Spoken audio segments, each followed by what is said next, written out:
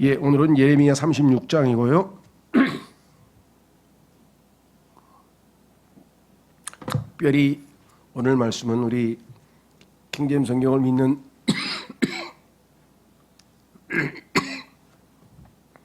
여러 번 말씀드렸는데 하루 종일 기침을 한 번도 안 했는데 꼭 여기 올라오면 기침.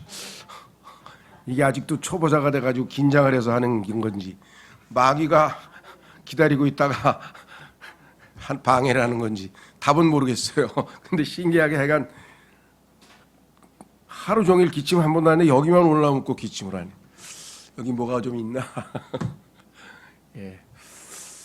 자, 오늘 이 예레미야 36장은 하나님의 말씀에 관한 것인데요. 정말 우리 킹제임스 성경을 믿는 바이블 빌리버들에게 있어서는 정말로 중요한 장이 아닐 수가 없습니다. 자, 우선 본문을 읽겠습니다.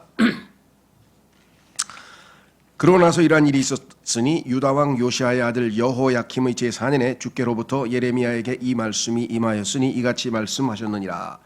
너는 두루마리로 된 책 한 권을 가져다가 내가 너에게 말한 그날부터 곧 요시아의 날로부터 이날에 이르기까지 내가 이스라엘을 대적하고 유다를 대적하며 모든 민족들을 대적하여 너에게 전한 모든 말들을 그 안에 기록하라.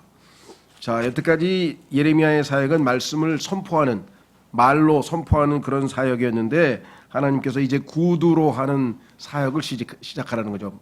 아니죠. 구두로 하는 말하는 사역에서 이제 기록하는 사역을 이제 주시는 아주 장면인데요. 참으로 엄청난 상황입니다. 왜냐하면 우리는 보통 성경이라고 하지만 정확하게 하면 성경 기록이라고 되어 있죠. 디모데후서에도 보면은 모든 성경 기록은 하나님의 영감에 의해 주어지며, 히브리 서양 문화에 있어서 기본은 히브리 문화, 다시 말해서 기독교, 유대교, 즉 성경을 근거로 하는 히브리 문화와 그다음에 로마, 또 히랍, 헬라와 로마의 소위 말하면 문명을 기초로 하는 그러한 두 가지의 기둥이 있습니다. 그 근거에 의해서 서양 문명이라고 하는 것이 세워졌는데, 헬라 문화라고 하는 것은 구전이에요. 구전. 다시 말해서 말로 전합니다. 그래서 사실 소크라테스는 책을 한 권도 안 썼어요. 그의 제자인 플라톤이 대화론이라고 해서 한 권, 두 권 이렇게 했지만은 실제적으로는 기록한 게 없습니다. 근데 기독교, 유대교 문화는 아예 평생 성경을 베끼는 직업을 가진 서기관이라고 하는 직업을 가진 사람이 있죠. 예. 그래서 단 하나도 오류가 없습니다. 왜? 기록된 거기 때문에 누가 손댈 수가 없어요. 그리고 아시다시피 성경을 이렇게 기록할 때에는 이 소위 말하면 서기관들이 담당하는 그 책임자가 완전히 정결하게 목욕 재개하고 깨끗한 몸과 마음으로 하나님 앞에 그 말씀을 다 양피지에다 다 받아 적었죠. 다 기록하다가 하나라도 실수하면 다 갖다 버리고 아주 철저하게, 그 다음에 뭔 일이 생기면 자기가 불결해졌다 그러면 다시 가서 목욕 재개하고, 그런 어마어마한 과정을 거쳐서 지금 기록되어져서 우리 손에까지 지금 몇천 년을 거쳐서 지금 내려온 겁니다. 그러니까 기록되어졌다는 것이 엄청나게 중요한 거예요. 그냥 말로 내려오면은 나중에 가면 엉뚱한 얘기가 나오겠죠. 정확성이 떨어지잖아요. 그렇죠? 예, 그런 의미에서 오늘 하나님께서 말씀을 기록하라고 하셨다는 것, 이건 뭐 어마어마하게 중요한 사건이고, 이로 인해서 현재 여러분과 제가 성경을 읽고 있는 그 축복을 누리게 되었다는 것입니다. 자, 그런 면에서 오늘 여기 기록하라, 이 말이 보통 중요한 말이 아니다. 3절, 혹여나 유다의 집이 내게 그들에게 행하려고 결단한 모든 회악을 드리니 그들 모두가 저마다 자신의 악한 길에서 되돌아오게 하려 함이라. 이로써 나는 그들의 죄악과 그들의 죄를 용서할 수 있느니라. 이 기록을 보고, 그렇죠? 회개할 수 있었으면 좋겠다. 그때 예레미야가 네리야의 아들 바룩을 불렀더라. 그리하여 바룩이 예레미야의 입에서 나온 주의 모든 말씀들, 곧 그분께서 그에게 말씀하신 것들을 두루마리로 된 책 한 권 위에 기록하였더라. 그러니까 일종의 뭐랄까요, 받아쓰기를 한 거죠. 성경에 보면은 바울도 눈이 안 좋아가지고 성경에 보면은 누군가에게 받아 적게 해서 바울 서신도 기록된 것을 가끔 가다가 나오죠. 예. 왜냐하면 본인이 직접 눈이 안 좋아서 쓸 수 없기 때문에 받아 적게 했던 그런 게 성경적 전통이었던 것 같아요. 자, 그래서 5절 그러고 나서 예레미야가 바룩에게 명령하여 이같이 말하였더라. 나는 갇혀 있노라. 아직 감옥에 갇혀 있습니다. 나는 주의 집안으로 들어갈 수 없도다. 그러니까 네가 대신 가라 이 말이죠. 그러므로 너는 가서 나의 입에서 받아 네가 두루마리 안에 기록한 주의 말씀들을 낭독하되 금식하는 날에 주의 집안에서 백성의 귀에다 낭독하라. 성경이 말씀은요 낭독을 해야 됩니다. 그래서 기독교의 전통은 항상 이 강대상에서 하나님의 말씀을 본문 말씀을 낭독하고 그 낭독한 말씀을 의미를 부여하는 것이죠. 그렇죠? 그것이 바로 설교자가 하는 일입니다. 한번 확인해 보겠습니다. 느헤미야 8장. 느헤미야 8장으로 가시면 이게 성경에서 소위 말하면 설교의 그 본이구나, 설교의 전형이구나 하는 것을 알 수가 있죠.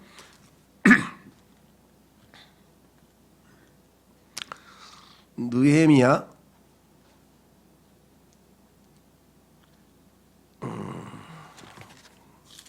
8장.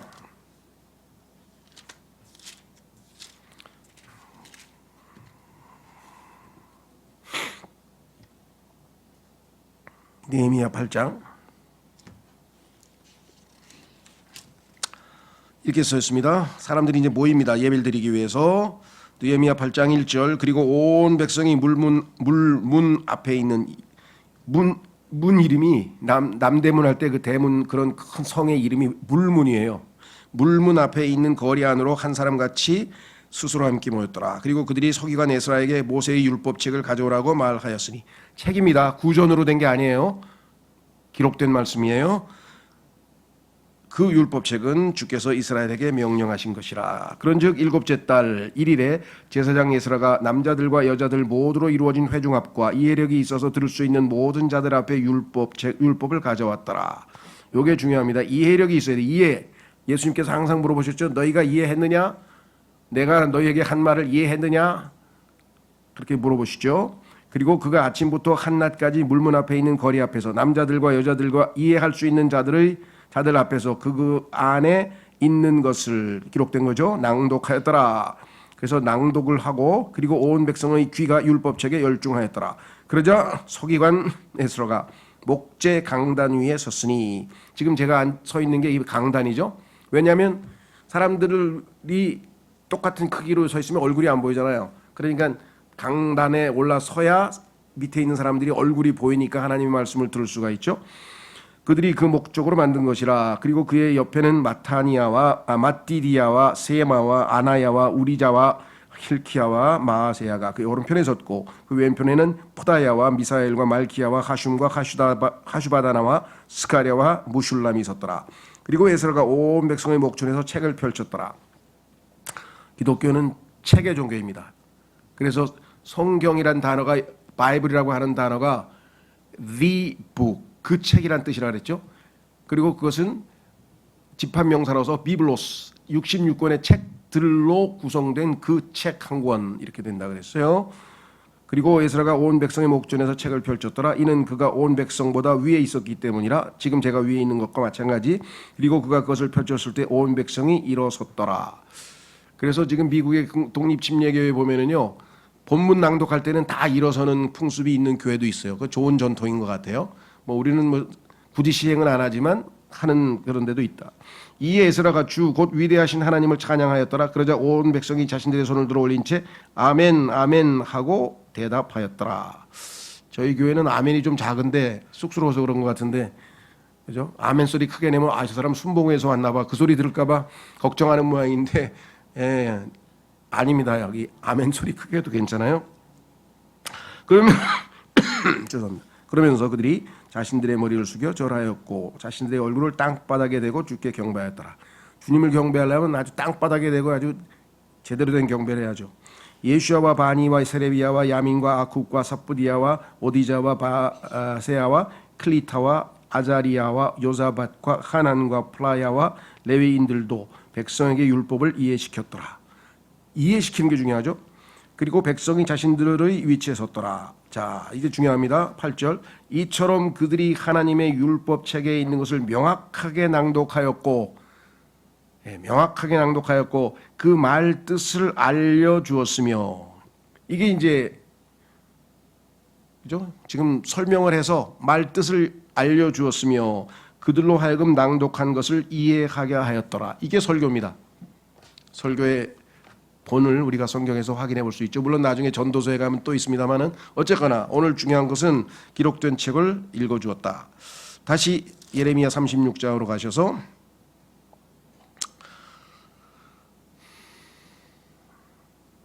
7절 혹여나 그들이 주 앞에서 자신들의 간구를 드리면서 모두 저마다 자신의 악한 길에서 떠나 되돌아올까 함이라. 하나님의 말씀을 낭독되는 것을 듣고 마음에 찔려서 회개할까. 이는 주가 이 백성을 대적하여 천명한 분노와 노여움이 엄청나기 때문이라. 그러자 네리야의 아들 바룩이 주의 집안에서 그 책 안에 있는 주의 말씀들을 낭독함으로써 예언자 예레미야가 자신에게 명령한 모든 것에 따라 실행하였더라. 이후에 유다 왕 요시아의 아들 여호야김의 제5년 9째 달에 이러한 일이 있었으니 그들이 예루살렘에 있는 모든 백성과 유다의 도시들에서 예루살렘에 나온 모든 백성에게 주 앞에서 금식을 보고하였더라.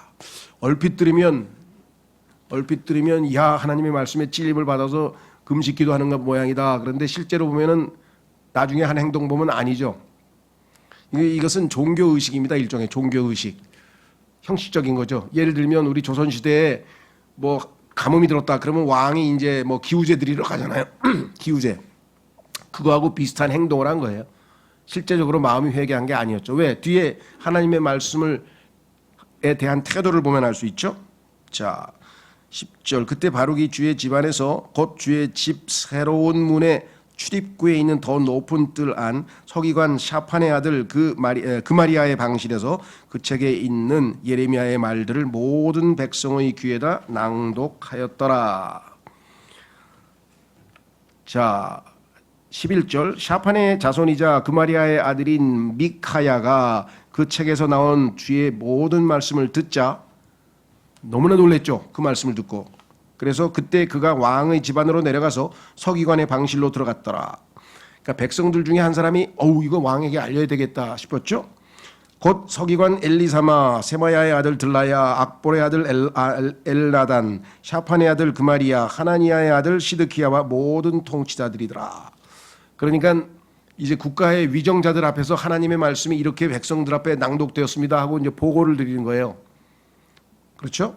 그때 미카야는 바룩이 백성의 귀에다 그 책을 낭독할 때 자신이 들었던 그 모든 말씀들을 그들에게 공개하였더라. 지금 이러이러한 말씀을 백성들에게 들려줬습니다. 내용은 이렇습니다 하고 지금 통치자들 앞에서 보고를 하니까 14절 그러므로 모든 통치자들이 쿠시의 자손이자 셀레미야의 자손이자 느나니아의 아들인 여후디를 바룩에게 보내며 말하기를 특사를 보냈어요. 여후디라고 하는 특사를 보내서 내가 백성의 귀에다 낭독한 것이 적힌 두루마리를 너희 수중에 챙겨오라 하였더라. 가서 그것도 두루마리 좀 뺏어와. 그 안에 들어있는 거 뭔지 좀 확인해보자. 그러므로 네리야의 아들 바룩이 그 두루마리를 자신의 수중에 챙겨서 그들에게로 갔더라. 그런 다음에 그들이 그에게 말하기를 이제 앉아서 그것을 우리의 귀에다 낭독하라 하였더라. 그렇게 하여 바룩이 그것을 그들의 귀에다 낭독하였더라. 이때 그들이 모든 말씀 듣자 이러한 일이 일었었으니 그들은 모두가 서로 무서워하였고 바룩에게 말하기를 우리가 반드시 이 모든 말들을 왕에게 알리겠노라 하였더라. 야 이거 내용이 심각한데 이거 왕에게 보고해야 되겠다. 이렇게 지금 결정을 내린 거죠. 소위 말하면 참모들이. 그래서 17절 그러고 나서 바룩에게 물으며 말하기를 지금 우리에게 털어놓으라. 내가 어떻게 예레미야의 입에서 이 모든 말씀들을 받아서 기록하였느냐 하였더라. 왕에게 보고를 하려면 정확한 사실을 확인해가지고 가서 정확한 보고를 해야 되잖아요. 그때 바룩이 그들에게 대답하기를 그가 나에게 이 모든 말씀들을 자신의 입으로 소리내서 읽어주었고 하나님께서 감동으로 발설을 하게 했죠. 그래서 입으로 소리를 내서 읽어주었고 나는 그것들을 잉크로 책 안에 기록하였도다 하였더라. 그때 통치자들이 바룩에게 말하기를 가라 너를 숨기되 너와 예레미야가 가서 숨으라. 그리하여 너희가 어디에 있든지 어떤 사람도 모르게 하라 하였더라.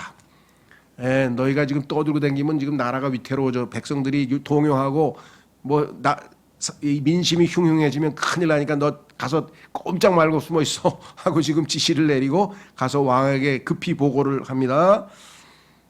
그런 다음에 그들이 뜰 안에 있는 왕에게로 들어갔으니 그들이 서기관 엘리샤마의 방실 안에 그 두루마리를 올려놓고 왕의 두 귀에 모든 말씀들을 알렸더라. 그렇기에 왕이 여우디를 보내서 그 두루마리를 대령하게 하였더라.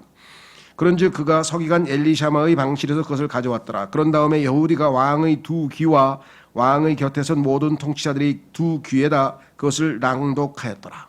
정확하게 들을 수 있도록 이러한 말씀을 읽어서 백성들이 다 들었습니다. 이때 왕은 9째 달에 겨울 별치 안에 앉아 있었더라. 그리고 왕 앞에는 불타는 화로 위에 불이 있었더라. 이윽고 여후디가 선호 쪽을 낭독하였을 때 이러한 일이 있었으니 그가 펜을 만들어 쓰는 작은 칼로 그것을 잘랐고 화로 위에 있었던 불 속에 그것을 던져버렸으니 화로 위에 있었던 불 속에서 그 두루마리 전체가 소멸될 때까지 그리하였더라. 하나님의 말씀을요, 그 두루마리에다가 쓴 하나님의 말씀을 갖다가 다 칼로 난도질을 해가지고 화로불에다가 다 불태워버렸다. 지금 이들이 하나님의 말씀에 대한 그 불경한 일이 얼마나 무시무시한 건지 여러분 생각해 보셨죠? 예. 자, 여기서 지금 문제는 23절에 여후디가 낭독했는데 그 다음에 그가 펜을 만들어 했을 때 쓰는 작은 칼로, 그러니까 여후디가 칼로 자른 건지 왕이 자른 건지 잘 확실하지가 않아요. 근데 뒤에 보면 27절에 가면 왕이 자른 거로 되어 있어요. 그래서 이거를 어떤 주석에 보면 여후디가 칼로 자른 것처럼 해놓은 데도 있고 27절을 근거로 해서 왕이 한 걸로 한 것도 있고 그래요. 이건 뭐 보통 하여간 왕이 한 것으로 주로 많이 하는데 여후디 다음에 그라고 했기 때문에 이 그가 여후디인지 왕인지는 아주 문법적으로는 확실치가 않다. 그 얘기를 좀 드리고요. 자, 그래서 어떻게 되느냐? 완전히 다 타버렸어요. 24절. 그럼에도 그들이 무서워하지 아니하였고 하나님의 말씀이 불타는데 무서워하지 아니하였고 자신들의 의복들을 찢지도 아니하였으니 의복을 찢는 것은 구약 시대에 회개하는 징표죠. 회개할 때는 옷을 찢고 머리에다 재를 뿌리고 자기가 지금 하나님 앞에 회개한다는 것을 보여주는 그런 증거잖아요. 이 모든 말씀들을 들은 왕도 그의 종들 중 누구도 그리하지 아니하였더라. 다행히 그 중에 25절. 그럼에도 불구하고 엘나단과 들라야와 그마리아는 항상 남은 자들을 하나님이 남겨두셨죠. 왕에게 중보를 드려서 그가 그 두루마리를 태우지 말 것을 아뢰었으나 왕은 그들의 말을 들으려 하지 아니하였더라. 오히려 왕은 함말락의 아들 여라무엘과 아즈리엘의 아들 스라야와 압델의 아들 셀레미야에게 명령하여 서기관 바룩과 예언자 예레미야를 잡아오게 하였더라. 그러나 주께서 그들을 숨기셨더라. 왕의 영적 상태가 지금 아주 엉망입니다. 그러니 이스라엘 백성들은 또 어떻겠어요? 그렇죠? 자, 그래서 죽이려고 감옥에서 데려오라고 했는데 하나님께서 숨기셨어요. 27절. 그때 주의 말씀이 예레미야에게 임하였으니 왕이 그 두루마리와 그 말씀들 곧 바룩이 예레미야의 입에서 받아 기록한 말씀들을 불태운 이후에, 여기 보면 왕이 불태웠다고 이렇게 돼 있어요. 이같이 말씀하셨느니라. 너는 다시 또 다른 두루마리를 가져와서 유다 왕 여호야킴이 태웠던, 여기 있죠, 유다 왕 여호야킴이 태운 사람은 왕으로 돼 있죠. 첫 번째 두루마리 안에 있었던 이전의 모든 말들을 그것 안에 기록하라. 네, 이걸 성경의 보존이라고 합니다. 아무리 인간이 하나님의 말씀을 없애버리려고 해도 하나님께서는 말씀들을 다 보존하시겠다. 시편 12편 6, 7절에 보면 영원토록 보존하시겠다. 그래서 지금 저 하늘에 가면 하나님의 말씀이 다 확고하게 세워져 있다. 그래서 단 1.1획도 사라지지 않고 있는 그대로 하나님 말씀이 다 보존되어 있다. 29절. 그리고 너는 유다 왕 여호야킴에게 이같이 말하라. 주가 이같이 말하노라. 너는 이 두루마리를 태우며 말하기를 어찌하여 너는 그 안에 기록하며 바벨론 왕이 틀림없이 와서 이 지역을 멸망시키고 여기에서 사람과 짐승이 끊어지게 하리라 하고 말하였느냐 하였도다. 그러므로 유다 왕 여호야킴에 관하여 주가 이같이 말하노라. 그에게서 여호야킴은 성경을 불태웠고 찢어 불태운 그것에 대한 유죄 판결의 플러스 알파가 더 있어요. 그건 뭐냐? 하나님께서 그에게 이와 같은 심판을 내리셨죠. 그에게서는 다윗의 보좌 위에 앉는 자가 아무도 없으리라. 그리고 그의 죽은 몸이 낮에는 더위에 밤에는 서리에 내던져지리라. 유대인들에게 있어서요, 이 장례 문화는 아주 중요합니다. 하나님의 축복을 받는 마지막이 뭐냐면 좋은 곳에서 편안하게 쉬는 거죠. 고이 잠드소서 하는 것처럼. 그런데 장례도 제대로 이 돌무덤 안에 장례를 지내야 되는데 그러지 못하고 이렇게 비참하게 시체가 내던져지리라. 그런즉 내가 그의 씨와 그의 종들에게 그들의 죄악으로 인하여 형벌을 내리겠노라. 그리하여 내가 그들과 예루살렘의 거주자들과 유다 사람들 위에 내가 그들을 대적하여 천명해 왔으나 그들이 경청하지 않았던 모든 해악을 가져오리라. 하나님의 말씀은 한번 하나님께서 하신 말씀은 결단코 이루어져야 되기 때문에 민수기 23장에 나와 있죠. 그분께서 말씀하신 것이 그대로 이루어지지 않겠느냐. 하나님은 거짓말하시는 분이 아니기 때문에 사람들처럼 시건하는 법이 없으시다고 성경이 말씀하셨죠. 그래서 그대로 이루어지고 그것을 다시 기록하라 뿐만 아니라 32절 그때 예레미야가 다른 두루마리를 가져와서 네리야의 아들인 서기관 바룩에게 그것을 주었더라. 바룩이 유다왕 여호야킴이 불로 태운 그 책의 모든 말씀들을 예레미야의 입에서 받아 그 안에 기록하였도다.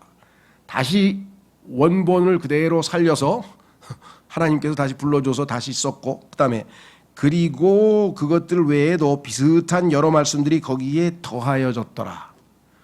자, 오늘날 여기 아주 중요한 교훈이 있는데요. 세계에서 가장 신앙생활을 잘한다고 스스로, 이건 객관적인 게 아니라 자기들 스스로 우쭐대는 사람들이 있어요. 기독교계 안에. 그런 사람들을 근본주의자라 그래요. 우리는 근본주의자, 킹제임 성경을 믿는 근본주의자다. 문제는 어디에 있느냐? 세계 근본주의자 대회에서 이렇게 합니다. 우리는 오직 성경만을 절대 권위로 믿습니다. 그렇죠? 성경은 하나님의 말씀입니다. 1.1획도 오류가 없습니다. 그리고 쫙 나가요. 앞에 얘기 기록된 그 선언문에 보면 다 맞는 얘기야. 근데 중간에 가다가 갑자기 최초로 기록된 하나님의 영감을 받은 원문, 처음에 기록한 원문은 지금 이 세상에 없습니다. 그러므로 지금 현재 영감받은 성경은 없습니다. 그러므로 우리에게는 믿을 만한 번역본들이 여러 개가 있습니다. 그러면 하나님께서 자신의 말씀들을 보존하시겠다는 약속은 어디로 날아간 겁니까? 하나님께서 최초로 주신 그 말씀에 영감이 들어가 있다고 믿는데 성경 그렇게 안 돼 있어요. 지금 현재 영감으로 주어져 있다고, 현재 시대 지금도 영감받은 성경이 있다고 성경에 기록돼 있어요. 그래서 잘못된 성경관, 자기들이 성경을 변개시켜가지고 처음에 하나님께서, 예를 들면 하나님께서 예레미야에게 입에다 그 영감을 불어넣으셔서 예레미야가 지금 하나님의 말씀을 불러줬잖아요. 바룩에게, 바룩이 받아 적었잖아요. 그 예레미야의 말할 때 하나님의 숨이 그쪽으로 거기에 들어가서 이 바룩이 기록했다 이거죠. 그렇기 때문에 요 원본만이 영감을 받았다. 그리고 그 이후에 나온 성경들은 영감을 받은 게 아니다. 이거는 성경의 영감론, 성경이 잘못됐어요. 왜? 자, 여기 지금 원본 사라졌죠. 왜? 다 찢어가지고 불태워버렸잖아요. 그럼 이제 더 이상 영감 받은 성경이 없는 겁니까? 그래서 두 번째로 다시 불렀어요. 그러면 이중 영감입니까? 그 다음에 거기다가 또 덧붙였어. 하나님께서 필요한 것도 PS 해가지고 하나 몇 개 덧붙였어. 그러면 세 번째 원본은 그러면 이건 영감 받은 성경이 아닙니까? 전혀 지금 근본주의자들이 주장하는 건 잘못되어 있어요. 이들은 하나님께서 보존하신다는 약속을 믿지 않습니다. 자, 하나님은 성경을 영원토록 보존하시겠다고 지금 시간이 없어 찾지 않습니다. 여러분 잘 아시는 시편 12편 60절에 약속되어 있어요. 그렇다면 하나님께서 인간에게 주신 완전한 하나님의 말씀이 지금 보존되어 있다는 약속을 지켰을까요? 못 지켰을까요? 못 지켰으면 하나님이 아니지. 예. 그런데 왜 없음 못 지킨 성경을 하나님 말씀이라고 붙들고 있는 거야? 안타깝죠. 하나님이 자기가 지키겠다고 영원토록 보존하겠다고 하신 그 약속도 제대로 못 지킨 엉터리 못 지킨 게 아니지. 마귀가 그걸 다 병개시켜 놨는데 지킨, 즉 하나님의 약속이 지켜져서 우리에게 손에 들린 이 킹제임스 성경, 영어 킹제임스 성경을 안 믿으니까 문제가 생긴 거지. 하나님은 약속을 지키셨죠. 단 한 번도 완전한 하나님의 말씀이 이 세상에 존재하지 않은 적이 없었어요. 그러니까 지금 현재도 지금 우리에게 주어져 있다라고 하는 것이겠죠. 예. 정말 온 우주 만물을 창조하신 하나님께서 인간의 몸 안에 100조 개의 세포가 있다고 합니다. 그런데 이 단어가 80만 단어가 채 안 돼요. 영어 킹제임스 성경이 78만 뭐 몇 개 돼요. 그럼 78만 단어들도 말씀들도 보존 못하는 그러한 허술한 하나님을 믿고 있다는 겁니까? 처음에야 완벽한 하나님 말씀이지만 두 번째 사람들이 베끼다가 한두 개 빠뜨리고 뭐 그러다 보니까 그래서 80만 단어에서 6만 군데가 삭제되거나 변개되거나 했단 말입니까? 하나님께서 자신의 성경 하나도 제대로 못 지키시는 그런 엉터리 하나님을 뭐하러 우리의 모든 인생을 걸고 모든 걸 걸고 그분 믿고 있어요. 말이 안 되는 거죠. 논리적으로 말이 안 되는데도 그 하나님을 그렇게 믿는다는 거야. 그러니 참 마귀가 설득을 시킨 건지 쇠뇌를 당한 건지 뭐 가스라이팅을 당한 건지 잘 모르겠습니다만은 너무나 간단한 논리고 상식이잖아요. 그죠? 하나님은 전지전능하시고 우주 만물을 창조하시고 약속을 지키셨어. 그럼 80만 단어도 못 지키시는 분이 어떻게 셀 수 수십조 개의 별들이 움직이고 있는 이 우주 만물을 통치하고 계십니까? 그리고 우리의 한 사람의 100조 개씩 세포가 지금 움직이고 있는데 이 모든 거를 운행하게 하시는 분이 하나님이신데 하나님을 너무 잘 몰라요. 성경이 1.1획도 오류가 없는 그 성경이 있다라는 것을 믿고 그 성경이 which 어떤 것이냐를 찾으면 하나님께서 다 찾게 해주셔요. 그래서 이 땅에 지금 전 세계의 킹제임스 성경을 손에 들고 그리고 그 성경에서 번역된 우리 성경 아직 과정 중에 있지만 조금이라도 뭐 약간 그런 문제가 나면 영어랑 바로 대조해서 우리가 확인하면 돼요. 그러니까 완벽하게 100% 오류 없는 그 잣대가 있잖아요. 캐논, 그걸 정경이라고 하죠. 캐논, 잣대. 아무 문제 없어요. 하나님 말씀 100% 있어요. 그렇죠? 자, 그래서 오늘 요걸 한번 정리해 보겠습니다. 자, 그래서 오늘은 하나님의 말씀이 어디에서 어떻게 기록되어 있는지 그리고 그것에 대해서 인간은 어떻게 반응했는지 이스라엘 백성들의 또 이스라엘 왕실의 그러한 반응을 한번 살펴보았습니다. 그렇죠? 자, 이렇게 기록되어 있었습니다. 하나님의 말씀이 기록됐어요. 1절에서 4절까지 봤죠? 성경은 그 어떤 다른 책과 달리 하나님의 말씀입니다. 성경은 하나님의 영감으로 주어집니다. 디모데후서에 써 있고 베드로후서에 하나님의 감동으로 말미암아 말하여졌다 그랬죠? 한 단어 한 단어에 다 하나님의 영감이 거기에 들어 있다 그랬습니다. 따라서 이 말씀은 신뢰받아 마땅하고 순종되어야 합니다. 그렇죠? 예. 자, 우리 조심해야 될 것은요. 하나님께서 한 말씀 한 말씀을 무슨 그 딕테이션 받아쓰기처럼 그렇게 불러주신 것으로 오해하시는 분들이 있는데 그건 아닙니다. 하나님께서는 예레미야라고 하는 사람은 예를 들면은 문체가 간결하다든가 사도 바울은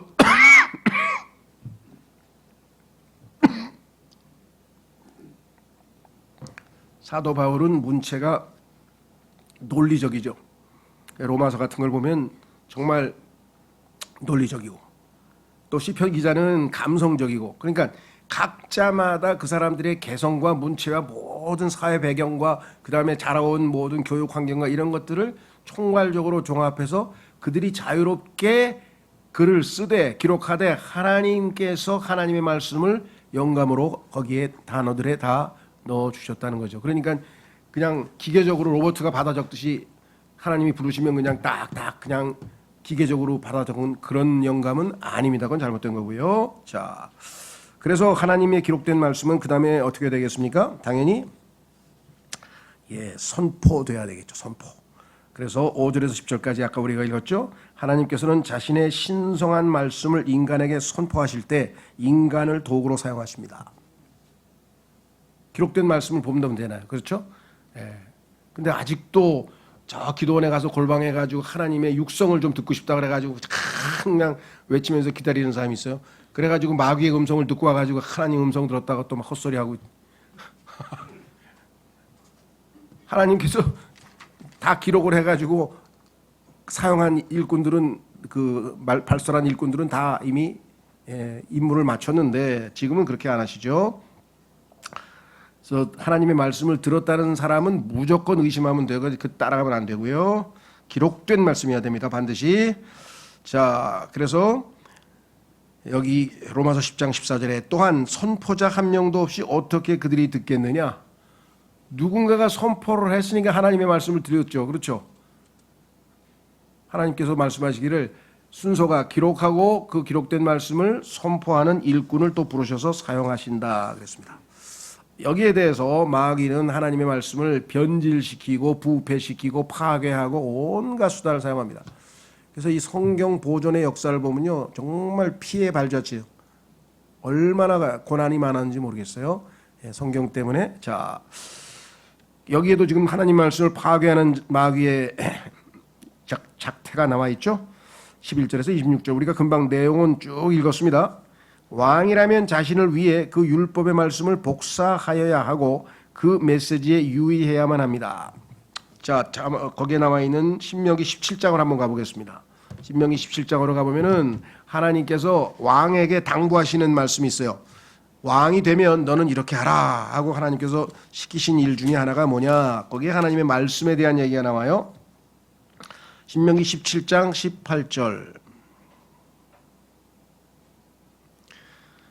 뭐 앞에 보면은 뭐 말을 전쟁할 때 무기, 기병, 말들을 의지하지 않게 하기 위해서 뭐 말 얘기도 나오고 그다음에 또 부인들을 아내를 많이 늘리지 말라고 또 한 얘기도 있지만 이거는 오늘 테마는 아니니까 오늘 테마는 세 번째입니다. 17절.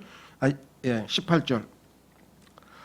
신명기 17장 18절. 그리고 그가 자신의 왕국의 보좌 위에 앉을 때 이러한 일이 있어야 하리니 그는 레위인들인 제사장들 앞에 있는 율법에서 이 율법의 한 사본을 한 권의 책 안에 필사하여 자신에게 둘지니라. 원본은 지금 제사장들이 다 보관해야 되잖아요. 그러니까 그 서기관을 시켜다가 하나님 말씀을 하나 필사해서 오늘날 같으면 우리가 인쇄하면 되잖아요. 오늘날은 뭐 하나님이 인쇄기를 주셔서 인쇄하지만 인쇄 수술이 발달되기까지는 전부 다 필사했잖아요. 그 필사본들이 한 5,800개가 남아있죠. 그 5,800개 중에서 하나님 말씀에 정확하게 일치하는 게 5,750개고 변개된 게 50개예요. 그래서 우리는 올바른 성경을 다수필사본이라고 그러고 변개된 거를 소수필사본이라고 해요. 그런데 그 50개도 제 채 변개 못 시켰는데 그거에서 성경을 만들어 가지고 NIV를 만들고 개역 성경을 만들고 카톨릭 성경을 만들고 없음 성경을 만들어 가지고 마귀가 퍼뜨렸는데 지금은 영어로 치면 170개 중에서 다수 필사본인데도 불구하고 그렇게 많은 필사본에서 올바른 성경이 보존된데도 불구하고 지금 현재는 영어 킹제임스 성경 1개고 169개는 다 소수 필사본 즉 없는 성경을 만들어냈어요. 마귀가 얼마나 교활한지 아시겠어요? 지금. 자, 그래서 여기 뭐라고 되어 있느냐? 그리고 나서 그 사본은 그의 곁에 있어야 하느니 성경을 바로 옆에다 두고 그런즉 그는 자신의 생애의 모든 날들 동안 그 안에 있는 것을 읽을지니 기록된 성경은 반드시 읽어야 됩니다. 그래서 성경에 보니까 사도 바울이 뭐라 그랬어요? 디모데에게 목사가 해야 될 일 세 가지 너한테 내가 죽기 전에 유언으로 당부한다. 첫째, 읽는 것에 전념하라. 둘째, 뭐예요? 권면하는 것에 전념하라. 그렇죠? 셋째, 교리에 전념하라. 그래서 읽는 것 교리, 그 다음에 권면. 잘 읽고 교리를 잘 숙달해서 여기서 권면의 말씀을 성경 강대상에서 선포하잖아요. 이게 지금 목사가 해야 될 가장 중요한 거라고 유언을 한 거예요. 자, 여기 지금 나와 있습니다. 그러하여금 주 그의 하나님을 두려워하는 것을 배우게 하여 이 율법과 이웃 규례들의 모든 말씀들을 지키고 그것들을 실행하게 하려 함이요.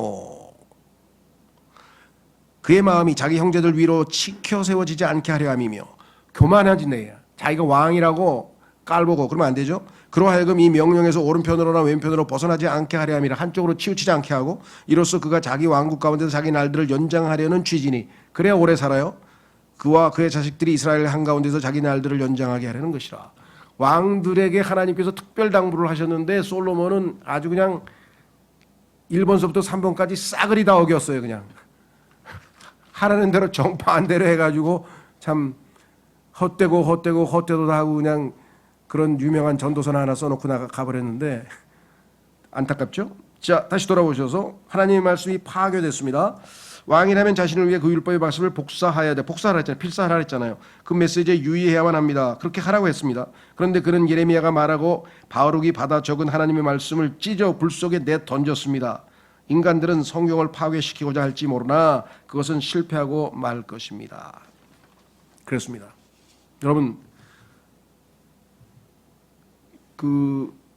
전 세계에서 유래를 찾아볼 수 없는 해전, 물론 우리 이순신 장군의 해전이라는 게 있지만 다른 의미에서 신앙적인 종교적인 관점에서 보자면 기가 막힌 해전이 있어요. 이게 뭐냐면 스페인의 무적 함대라 그래서 스페인의 해군 함대는 한 번도 접은 적이 없어요. 그래서 무적 함대라 그래요. 그래서 콜럼부스가 미주 대륙을 발견한 이후에 아메리카에 있는 모든 금을 그냥 싸그리 쓸어다가 스페인에 갖다 놔 전 세계에서 제일 부자 국가가 됐는데 그 스페인의 무적 함대를 무너뜨린 게 누구냐? 영국의 해적이에요. 해군도 아니고 드레이크인가요? 하여간 해적에 의해서 스페인 함대가 아주 침몰돼 버렸어요. 다 다 졌어요. 근데 전쟁도 하기 전에 폭풍우 때문에 다 졌는데 이유는 뭐냐? 이건 영적인 분별력이 있는 사람만 알 수 있어요. 그냥 역사를 읽으면 몰라죠. 왜? 스페인이라고 하는 나라가 첫 번째 유대인들을 괴롭혔어요. 하나님께서 예수님 돌아가시고 나서 유대인들이 다 쫓겨나가지고 전 세계로 흩어졌는데 그 중에서 지중해 쪽으로 많이 갔는데 스페인에 거대한 유대인 집단들이 살고 있었습니다. 예. 그 유대인들을 1492년에 1400년 동안 그곳에 살던 자들을 일주일의 기간을 주고 카톨릭으로 개종하든지 종교를 바꾸든지 아니면 다 나가라 그래가지고 아주 다 몰아내버렸어요. 그래서 유대인을 괴롭히면 하나님께서 심판하신다 그랬죠. 두 번째, 그 유대인들이 돈이 많으니까 왕에게 가서 우리가 이렇게 해서 정치헌금을 바치겠습니다. 그러니까 우리 여기 남게 해주시고 우리 종교를 그대로 유지하게 해주십시오. 그랬더니 왕은 돈이 들어오니까 정치자금이 들어오니까 오케이 했는데 옆에 있던 가톨릭 주교가 하나님의 두렵지 않습니까? 하나님 앞에서 안 됩니다. 그래가지고 반대를 해가지고 결국은 유대인들이 다 쫓겨나갈 뿐만 아니라 유대인들이 보존하고 있었던 그 유명한 히브리의 마소라 원본 성경 아까 얘기했던 두루마리 6,000개를 다 불태워버렸어요. 6,000개를. 그것을 주도한 주교의 이름이 희한해. 이름이 또르케마다라고 하는 주교인데 이름이 완전히 불태워진이란 뜻이야. 이 사람의 이름이 이거 희한하죠? 그 6,000부를 불태웠어요. 그럼 어떻게 되겠어요? 하나님께서 그래? 내가 너희를 해양 민족으로 만들어서 이제 조금 있으면 성경이 나오고 복음이 전파돼서 전 세계로 세계 선교를 하려고 하는데 너희를 사용하려고 했더니 너희가 참으로 자격을 스스로 상실하고 말았구나. 딱. 그래서 영국을 하나님이 쓰셔가지고 영국이 전 세계에 복음의 그 선교 본부가 되고 그때 하나님께서 번역시키신 성경이 바로 영어 킹제임스 성경이다 이 말이죠. 그 세계사를 주관하시는 하나님께서. 그 성경 불태우는 거 그대로 배운 사람이 요 사람이에요. 요 또르케마다. 왕이죠. 여호아킴 왕을 본받았죠. 자, 그래서 세 번째, 아무리 인간이 발버둥 쳐도 하나님의 말씀 보존된다. 그랬습니다. 왕과 그의 가족들은 지금 현재 사라져버렸죠. 다 죽었죠. 그가 파괴하고자 했던 그 책이 없었더라면 남아있잖아요. 지금 보존돼 있잖아요. 그들은 잊혀지고 말 것입니다. 그래도 그 사람들의 역사를 알 수 있는 것은 책이 기록된 책이 있기 때문에 이런 나쁜 짓을 했구나라고 해도 그래도 사람들에게 알려지게 된 것이겠죠. 자, 그래서 성경은 이렇게 선언합니다. 하나님의 말씀은 지속됩니다. 오 주여 당신의 말씀은 영원토록 하늘에 확정되어 있나이다. 시편 119편 89절. 마태복음 24장 35절. 하늘과 땅은 없어질 것이나 나의 말들은 없어지지 아니하리라. 아마 이거 개혁성경에 이거 삭제되어 있는 걸로 기억이 나는데 그렇죠. 제가 제 기억에는.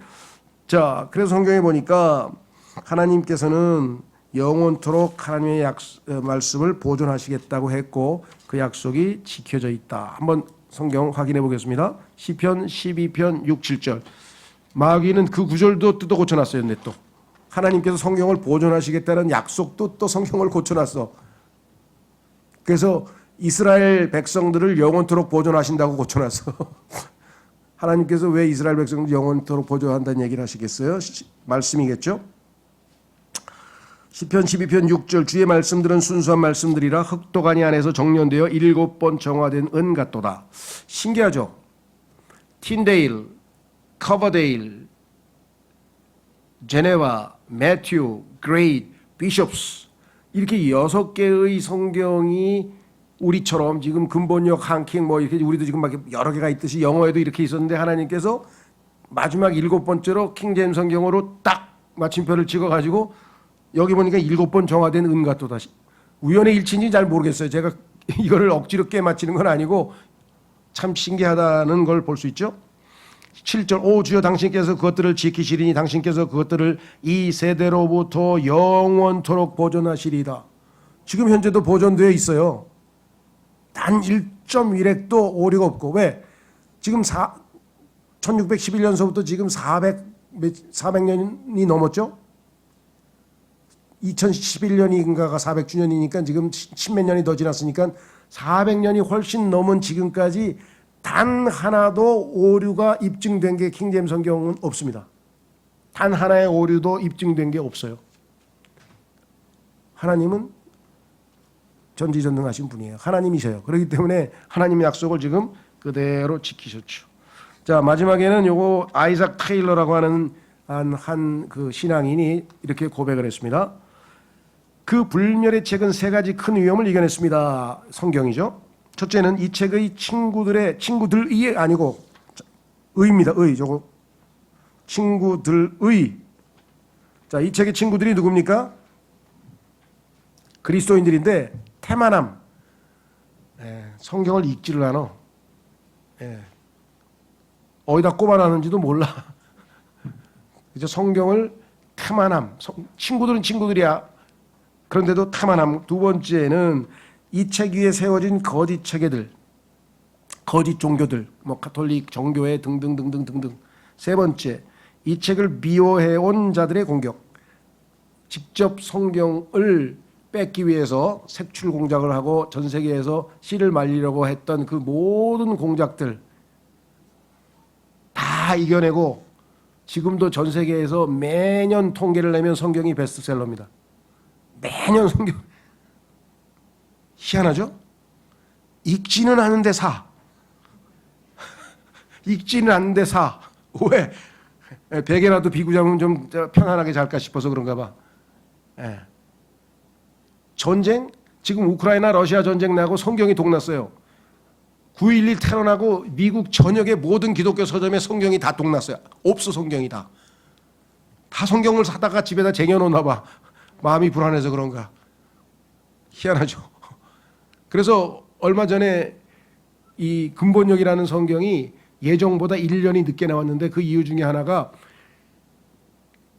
우크라이나하고 러시아 전쟁이 터지니까 전 세계에서 성경 수요가 엄청 많은데 그 성경을 세계에서 제일 많이 인쇄해서 팔아먹는 나라가 우리나라예요. 성경 인쇄술이 최고야. 우리나라는 다 팔아먹어. 그러니까 근본역 사람들이 찍는 성경은 얼마 안 되잖아요. 막 수입 지금 막 저기 수출하기 위해서 막 성경 지금 인쇄해달라고 지금 소위 말하면 파운드리처럼 그 뭘 또 주문이 들어왔을 거 아니에요. 그거 찍는데 너무 오래 걸려가지고 이 성경이 늦게 나온 거야. 희한하죠. 왜? 너무나 많이 성경 주문이 몰리니까. 근데 성경 책이 뭐 해줍니까?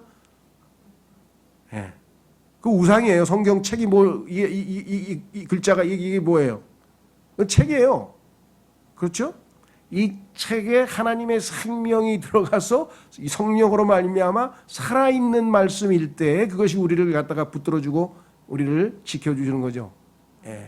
자, 그래서 오늘 하나님의 말씀에 대해서 참 이미 공부를 했지만 이거를 알고 이 말씀을 매일 읽고 즐기고 이 말씀을 듣고 이건 뭐 이보다 더 큰 축복은 없어요. 다른 걸 뭘 기대할 게 뭐가 있어요. 그죠? 정말 안타까워요. 제일 안타까운 것은 구원받은 개신교나 가톨릭 안에 있는 사람들. 하나님의 순수한 말씀, 오염되지 않고 순수한 말씀들을 얼마든지 5만 원도 안 돼. 5만 원만 주면 사서 이걸 받을 수 있는데 나 10만 원짜리 스테이크나 썰고 앉았으면서 엉터리 성경을 읽고 앉았다. 야, 참 제가 제일 원통해 하는 건 그거예요. 하나님의 구원 못 받은 사람은 나중이고 구원받은 하나님의 자녀들이 불순물이 들어있는 그리고 영양분이 다 빠져있는 변개된 성경을 열심히 읽잖아. 가서 이 성경 읽으세요 할 수도 없고 지하철에서도 읽고요. 시장에 가면 장사하는 아주머니도 읽고요. 성경 읽는 사람이 우리도 많더라고요. 의외로. 막 그런 읽기 운동을 아마 이렇게 전개해서 그런지 여담이 좀 길었습니다만은 하나님께서 보존하신 성경을 어떻게 우리에게 보존해 주셨는지를 보여주는 아주 위대한 장이었습니다. 예레미야 36장. 오늘 이 시간 이 말씀을 통해서 우리에게 성경을 기록된 형태로 주신 아버지 그리고 그것을 정말 귀한 번역자들을 동원해서 비록 아직 관정 중에 여러 성경들이지만 그래도 우리에게 주신 하나님께 감사드리고 주께서 영어처럼 우리에게도 정말 언젠가 하나로 완전히 통일돼서 누구나 동일한 킹제임스 성경을 읽는 그런 날이 올 수 있도록 잠깐 기도하겠습니다.